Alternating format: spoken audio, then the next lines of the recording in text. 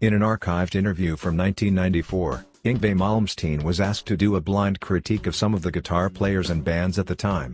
He was played Joe Satriani's The Mighty Turtlehead, which he had not heard at the time.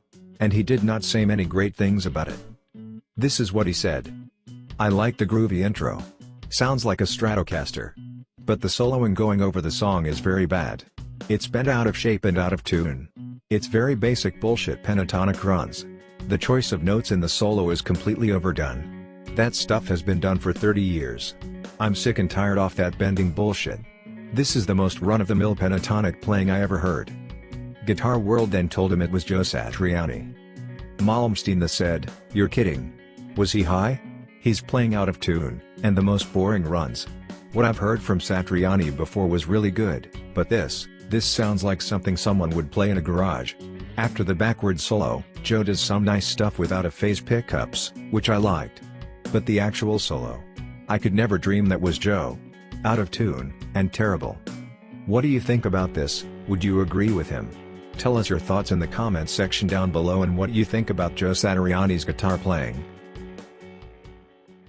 Back in 2014, neoclassical guitar virtuoso Yngwie Malmsteen gave an interesting yet controversial opinion on Ibanez guitars. In an interview he was asked what it was about the Stratocaster that has kept him so devoted to it all these years. He replied saying, "Well, it's kind of the original instrument, everything else is a copy of it, you know. All the Ibanez and stuff like that's just a copy. It's like a bad copy, really. It's the same design but it's a bad copy. I'm an original, very purist kinda guy," he added. "That's why I use Marshalls, Ferraris, whatever. I like the original stuff." He also said some interesting things about Gibson guitars. "Yeah, Les Paul's nice being a piece of furniture, it's nice to look at. But it wouldn't survive 5 minutes with me on stage. What do you think about this? Are Ibanez guitars really bad copies of the original Fender Strat? And what do you think he is trying to say about Gibson? Comment your thoughts and opinions down below."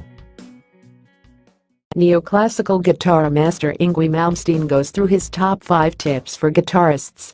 1. Learn from the best. Just like you, I had heroes as a kid. I got the first Deep Purple album and started figuring out how to do the whole Ritchie Blackmore thing. To be honest, I got pretty damn close. And then I soon realized he already exists, so I really should do something that sounds like me. It's a really good thing to emulate someone in order to learn your trade. I actually think it's very important. But eventually, you might want to go somewhere else with it, and that's up to each and every individual. 2. Knowledge is power. You're going to laugh at this, I only play with my ears. I don't think about technique or scales or anything. I just think about what I sound like. I grew up in a very musical family and I knew how important it was to know all the theory. You might think it's boring, but you have to learn the relationships between all the scales, keys and notes in order to know what you can and can't do. Say phrygian and diminished, they're all connected.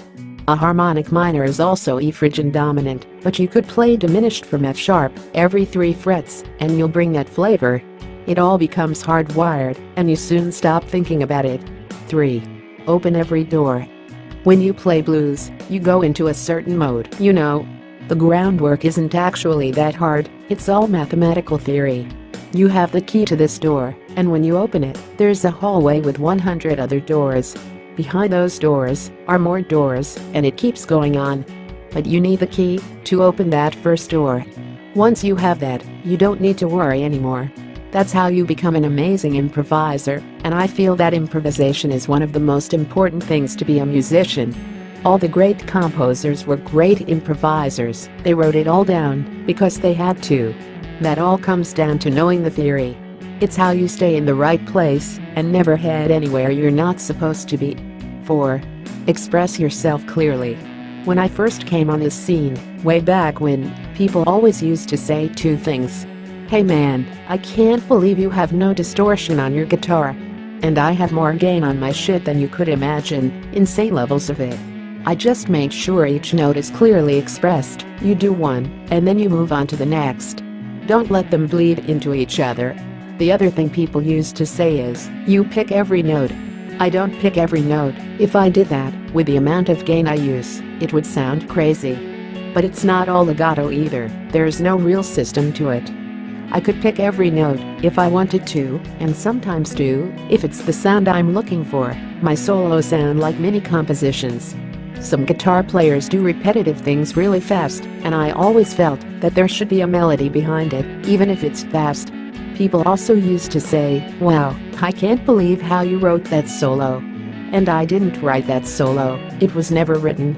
Roll the tape, and off I go. It's completely improvised, even on the records. If there's a catchy phrase, sure I will use it, but more often than not, I play something a bit different. 5. Listen to the other instruments. I think since the late 50s, guitar players spend all their time in the bedroom listening to other guitar players. It went from Muddy Waters to Chuck Berry to Hank Marvin to Jimi Hendrix to Pete Townshend to Eddie Van Halen and so on. They were all fucking amazing. I love them, but they all had that in common with the exception of one, Alan Holdsworth, who took his lines from saxophones. I became infatuated with the classical violin that ended up being my inspiration. It's a strange thing to say, because I've been on the road with Steve Vai and all those guys a few times. We've spent a lot of time together, and I've really gotten to know how they think, and they all have that in common, they love other guitar players. I'm not saying that's bad, I'm just saying it's something I see more often than not. You may run the risk of having slightly less identity, but I wouldn't want to knock anyone for that. I understand how it feels. When I was a kid, I wanted to be like Blackmore, because he was cool, but it's important for me to feel like I'm doing my own thing. Yngwie Malmsteen discussed his guitar pickup preference with Amit Sharma, saying, "Single coils have this magnetic window that's more direct and precise. It reminds me of a Paganini Vivaldi violin sort of sound. It starts pure and ends pure. It gives your hands much more of a factor in the sound, how you pitch the notes, bend them and so on. If you suck, you're gonna suck real bad, and if you play well, it's going to sound really good." Using double coil pickups kills a lot of the guitar tone, you lose the acoustic mechanics. With my single coils driven through the Marshalls and overdrive, it sounds massive. Focusing on gear in general, Yngwie noted, "I've used Fender Strats with Marshalls since forever. Since I last played London, I've switched to my YJM Seymour Duncan pickups, and I also have a Fender YJM overdrive pedal, which is fairly new. It's all based on what I've loved before, nothing is new. When it comes to guitar gear, I am pretty set in my ways. I've been playing for eons now, but way back I remember Eddie Van Halen came out, and I loved his playing, he was amazing. But then everyone started copying his guitars with Floyd's, and I didn't." In an archived 1985 interview that's been made public online, guitar virtuoso Yngwie Malmsteen shared his detest towards metal music, calling it all sorts of nasty names. The chat is indeed an old one, but it offers an interesting insight on 22-year-old edgy Yngwie. Yngwie Malmsteen told interviewer Steve Newton, "As far as I'm concerned, heavy metal is a very primitive, and in my opinion not very necessary form of music that could be extinct, as far as I'm concerned. I really detest it. It's disgusting, and it's really boring, and it's very low, and it's totally free from any intelligence or logic or emotions. It's all crap, and it's for little frustrated pre-puberty kids. And I'm really fed up with it." Why do you think Yngwie Malmsteen had such a strong hate for metal music back then? Tell us your thoughts in the comments below. In other more up-to-date news, Richie Blackmore recently shared his thoughts on Yngwie Malmsteen, saying great things. "I know him, and he's a very nice guy. Excellent guitar player. A lot of people have kind of questioned his angle, but he obviously knows his stuff. He might be a bit too tall, but that's my only criticism. I did meet his mother in Sweden, a very nice woman who reminded me of my mother back in England. So Yngwie and I get on fine. He's like a family member. I definitely think he's probably the best at what he does and, for what it's worth, the fastest. And he doesn't play the typical blues, minor kind of interpretations. He knows his scales. It's more interesting."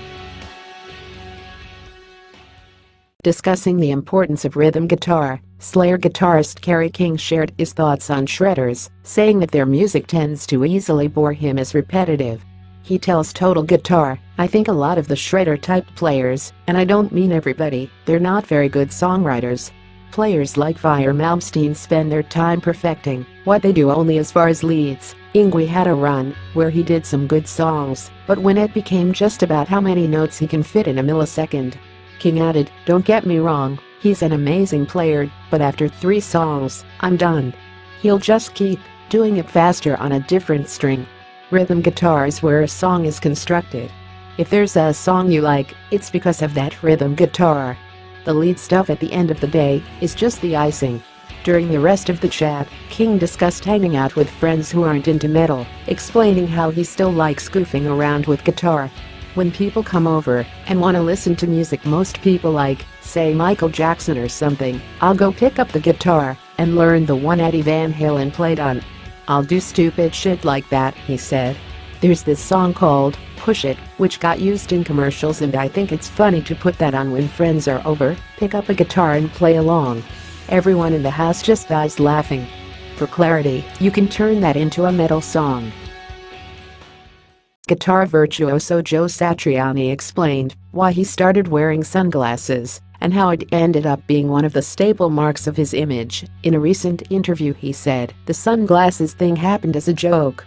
I surprised my band on tour by showing up with my head shaved, and they were so horrified that they said I had to wear a hat and glasses or they wouldn't stop laughing on stage. Then I realized that having that curtain to hide behind allowed me to be more creative and feel less self-conscious." My buddy Sammy Hagar feels the same way. He says he can't go on stage without sunglasses because he's so embarrassed to be a singer.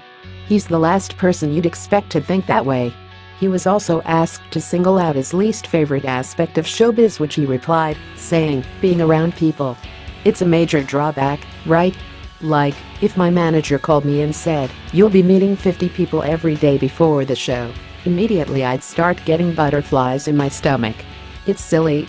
I mean, I'm a grown-up, and I've been doing this my whole life, and still my initial reaction is, don't do it." Even Slash back in 2015 with the New Zealand Herald explained why he would rarely ever take his glasses off. This is what he said, "I rarely look out at the crowd. It makes me very uncomfortable to look directly into the face of the crowd. I'm in my own little world, playing my guitar. I play from the heart, but it's very insular.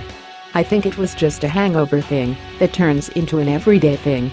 Now, wherever you go, everybody's got camera phones taking your picture, and you just end up never taking the shades off."